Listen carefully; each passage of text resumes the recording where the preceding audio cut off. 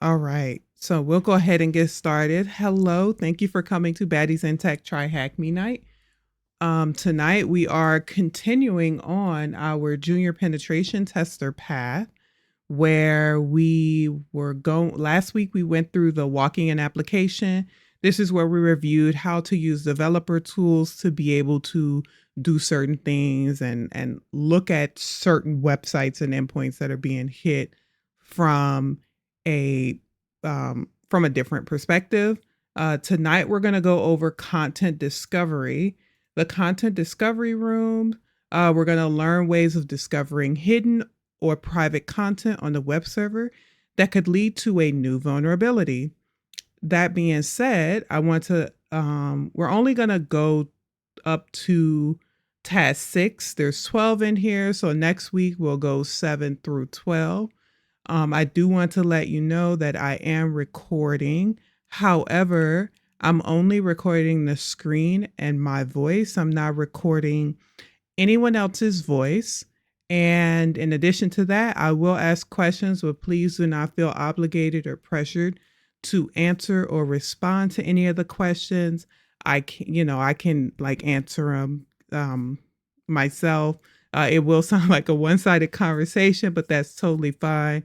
If you have any questions, don't hesitate to hop in and ask them.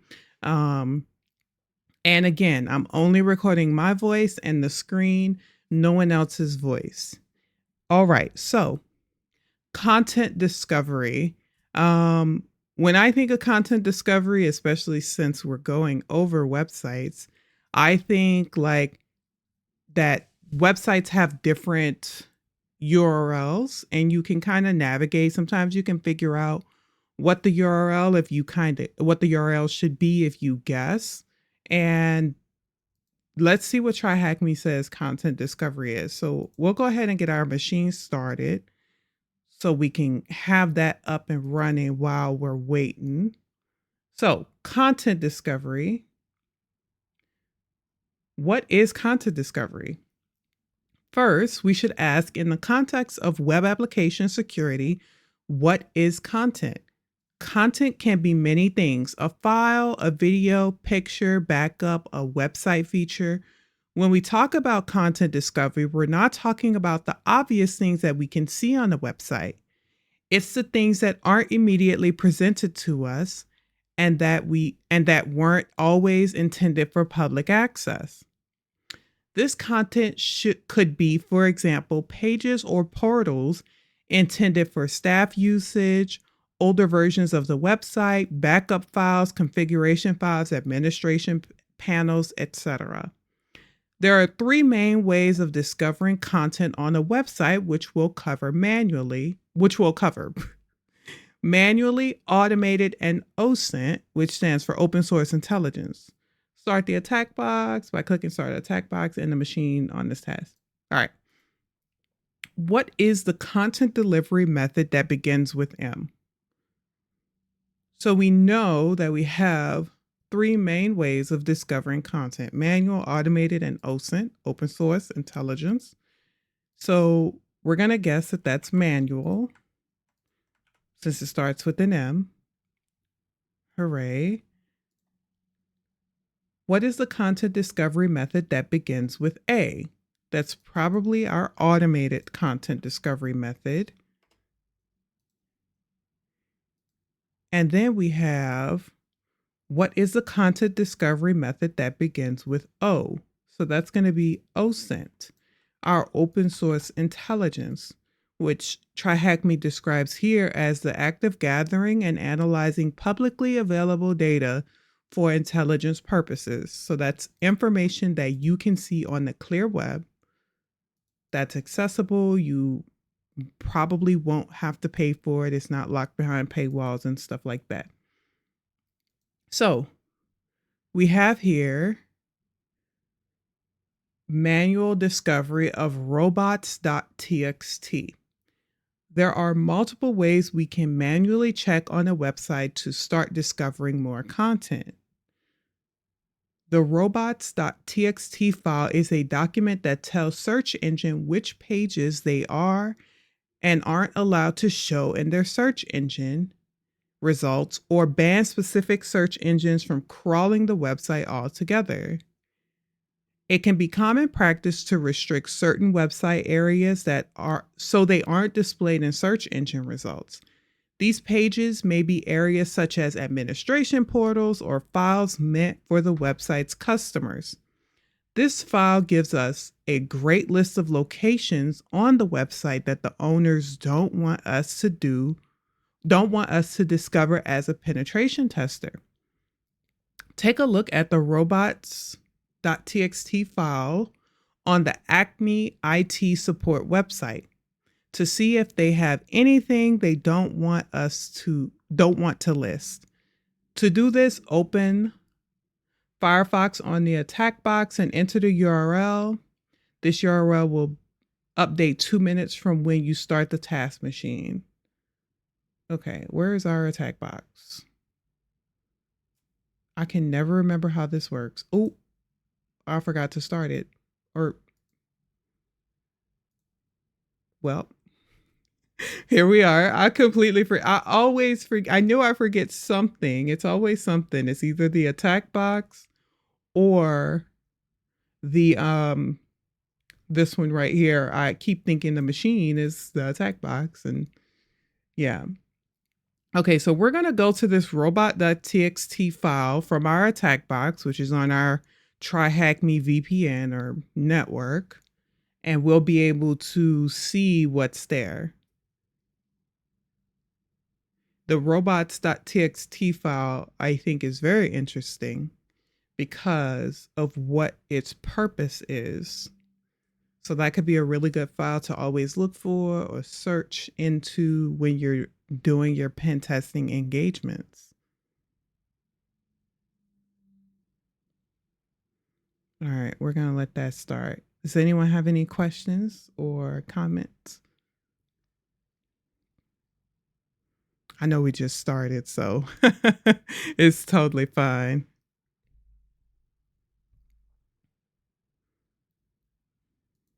All right. While that's doing its thing, so we have our 10 to 22.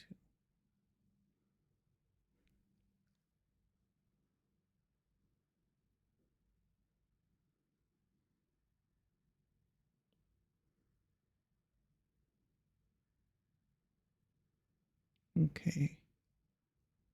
It's almost there.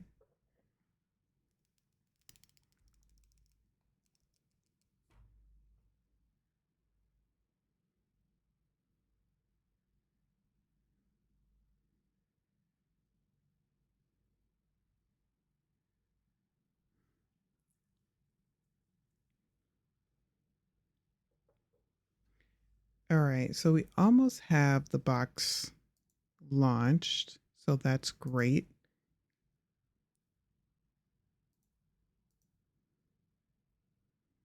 Okay, perfect. Now we can finally get to our robot.txt. So we'll open it. Let's see if we can open it 2 different ways. We'll open it in Firefox, which is the way they told us to. Did I click the Firefox icon? I blinked and I can't remember. I did. Might have opened it more than once. All right. So we'll go there like they told us to. Let me make sure I have the URL copy. Oh, okay. We'll have to, we had to do some typing today.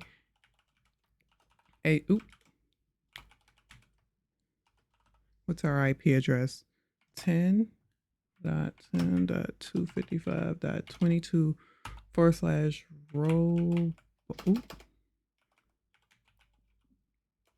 robots.txt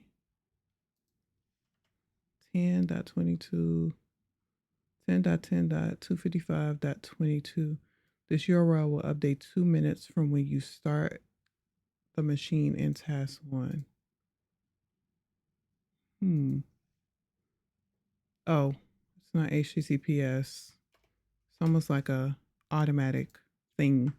Okay, so we have this user agent allow, and then we have this disallow the staff portal. So based on the way that we understand how it works here,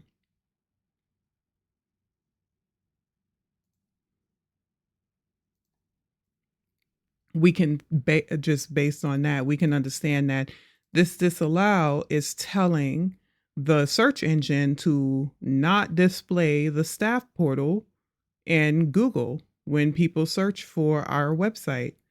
Let's see if we can do curl. Ooh.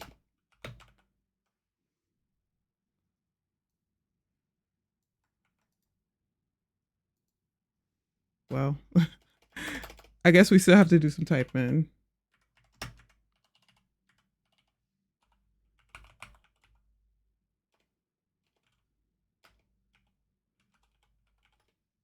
Okay. And if we do our curl, it kind of looks funny. We can see the same thing here. User agent allow, disallow our staff portal. Don't think about this. That has nothing to do with it. Okay, so we know that there's something about staff curl. How many times did I open Firefox? Okay. So what is the directory, the robots.txt, in the robots.txt file that isn't allowed to be viewed by web crawlers? That is going to be our staff portal. All right, perfect. Now we have manual favicon.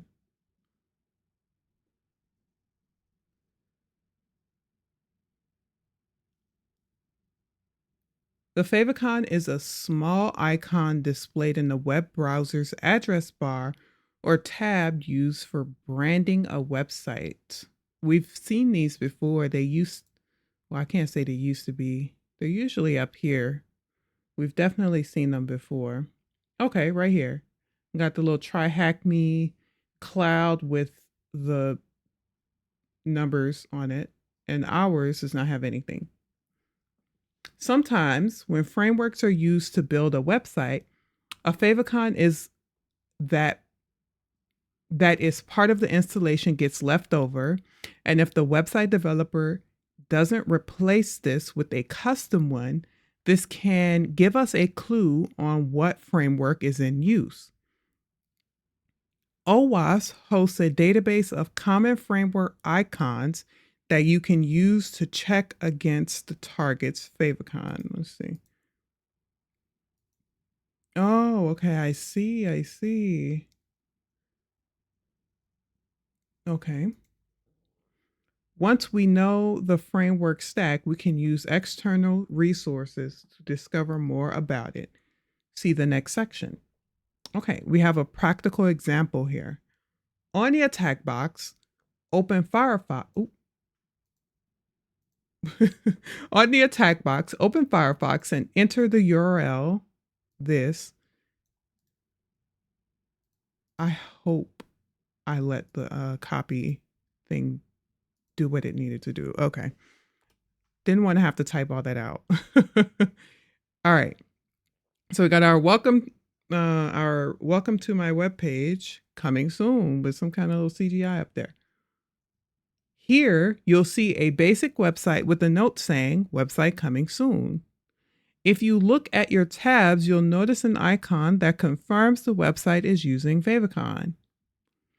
Viewing the web page source, you'll see 6 lines containing links to the images and favicon ICO file. So let's inspect the source of this web page. And we see that it's located.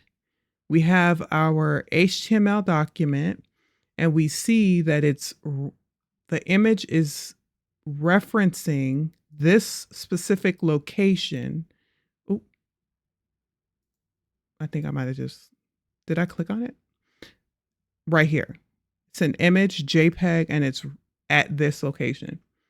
If you run the following command on the attack box, it will download the favicon and get its MD5 hash value, which you can then look up on the OWASP database. So let's go ahead and enter our command. So that's going to be curling, at our website where we have the favicon, which is, so if we look at our site here, we can see that our site ends here. But if we look at the HTML, we can see that it's referencing images favicon.ico. So if we did that,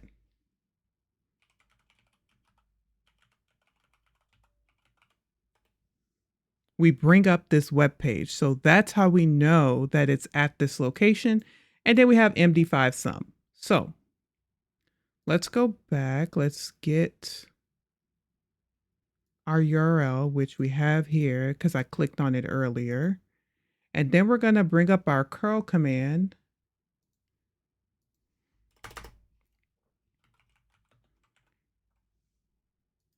Paste. And then we're going to hit our pipe, MD5 sum. So, did it work? Let's try copying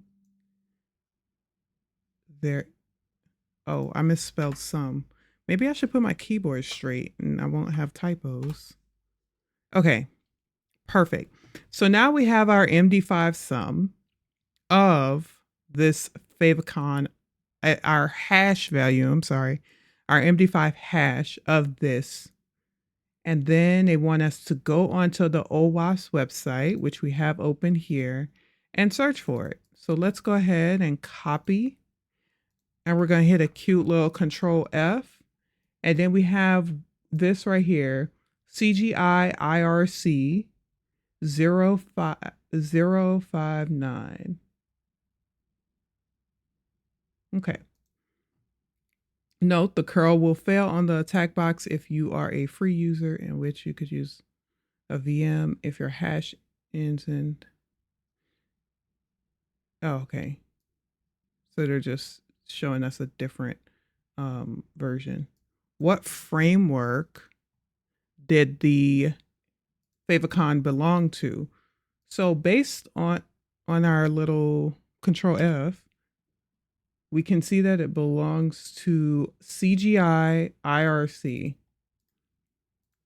Let's put that into Google really quickly. CGI IRC, Perl CGI, if you X. Okay.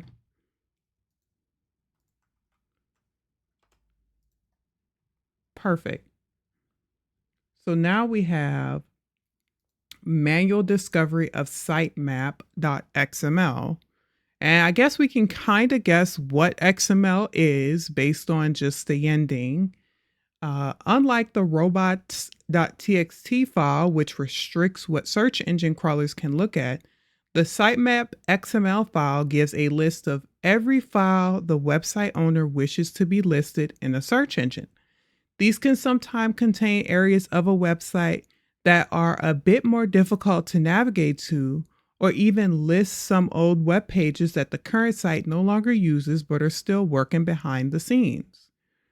Take a look at the sitemap XML file on the Acme support website to see if there's any new content we haven't yet discovered. So we're going to go and look at our sitemap. Open this in Firefox. What is the path of the secret area that can be found on sitemap? So we're going to, I don't know why I am really just clicking on anything, huh? That's not great. Let's do our curl like we did last time. We'll go curl 10.10.255.22 /sitemap.xml. And we can see that it brings up some stuff here, lots of stuff. Oh, it's not too much. Nothing too crazy. And then we'll open it up in our browser here, our Firefox. And we'll just go paste and go. So we see we see what we have: a news, we have articles, contact, customers, then we have something that looks interesting, secret login with a 3 or secret area with a 3. Let's look at our curl command to see. We saw the exact same thing here in our using curl this secret area. What is the path of the secret area that can be found? So we're going to try to copy and paste this here.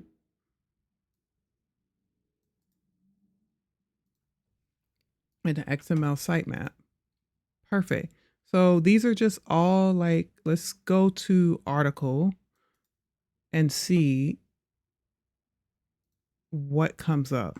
I mean, we know the site might not have, okay. Oh yeah, we used the site last time. This is the same site. Okay, perfect. So task 5, manual discovery with HTTP headers. So HTTP, Hypertext Transfer Protocol, is a protocol that specifies how a web browser and a web server communicate. Your web browser requests content from the TryHackMe web server using the HTTP protocol as you go through this room. So when we make requests to the web server, the server returns various HTTP headers. These headers can sometimes contain useful information such as web server software and possibly programming and scripting languages in use. In the below example, we can see the web server is Nginx version 1.18.0 and runs PHP version 7.4.3. Using this information, we could find vulnerable versions of software being used. Try running the below curl command against the web server where the -v switch enables verbose mode, which will output the headers. There might be something interesting. Okay, so let's go back to our terminal here, and we're going to enter curl on 10.10.255.22-v for verbose. And let me enter it like this. Where's the top of it? Okay. So what do we see here? Oh, what is the value of the flag from the X flag header? So this is the X flag header right here. So what do we have here? We have connecting on port 80, Nginx, TryHackMe, Keep Alive. Got a whole bunch of other stuff.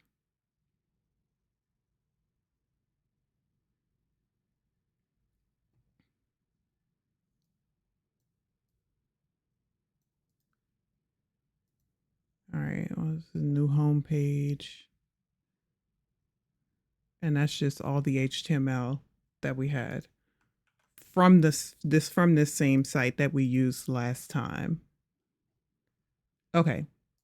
Manual discovery framework stack. So let's see, what do we have here? Once you've established the framework of a website, either from the above favicon example or by looking for clues in the page source, such as comments, copyright notices, or credits, you can then locate the framework's website. From there, we can learn more about the software and other information, possibly leading to more content we can discover. Looking at the page source of our Acme IT website, you'll see a comment at the end of every page. You'll see a comment at the end of every page with a page load time, and that also links to the framework's website, which is this link right here, TryHackMe Web Framework. Let's take a look at that website. Viewing the documentation page gives us the path of the framework's administration portal, which gives us a flag if viewed on the Acme IT support website. So let's go to, we can see it here already, this comment out. This right here in HTML is letting you know that something is being commented out. So we'll go to our website in our browser as well so we can see it in a more user-friendly view. So we'll just paste and go. We'll inspect the, what did I click on? That's not what I wanted to click. All right, DPI may be a little too high. All right, so this is, right here, this is the beginning of a comment out and the ending telling HTML, all right, everything after this, you can start, processing it. So we see the same thing here. Ooh. Nav collapse. And down here, this, I wish I could word wrap. I probably could. Page generated in 0.04165 seconds using the TryHackMe framework version 1.2. And then we have a link to it. So let's go to this website with the framework.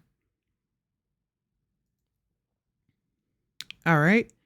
So quickly build fully functional websites with features such as news portals, contact forms, customer portals, and more. And so we know that we're using version 1.2. Let me check. Make sure I didn't forget. Yeah, okay. We're using version 1.2 and the current version is 1.3.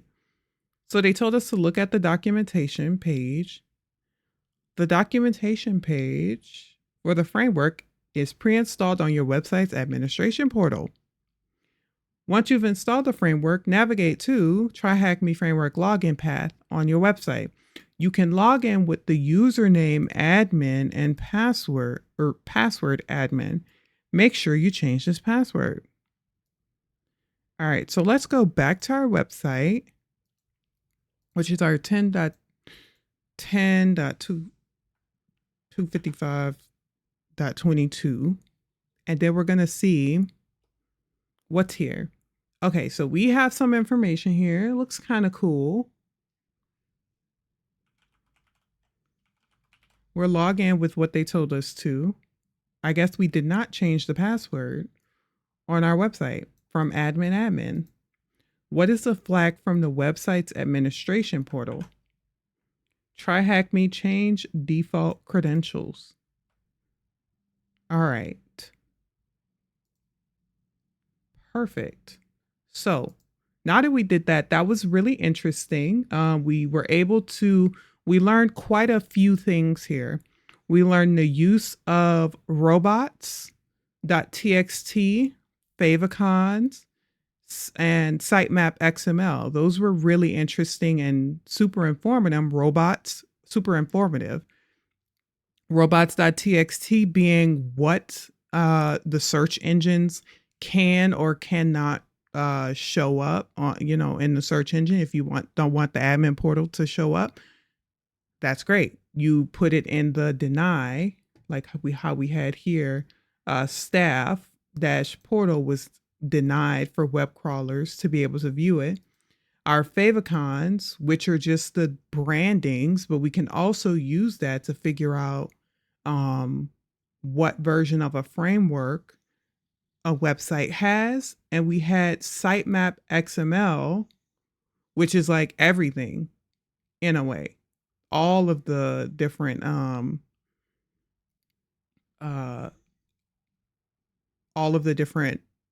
URLs for our website. So that's going to be it for today. Next week, we'll review OSINT with, oh yeah, that will work out perfectly. Next week, we'll go over all of the OSINT ones for this room content discovery. Does anyone have any questions?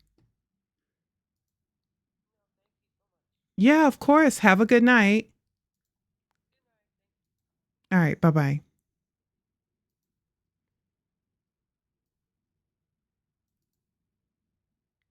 right. Thanks for showing up. Have a good one.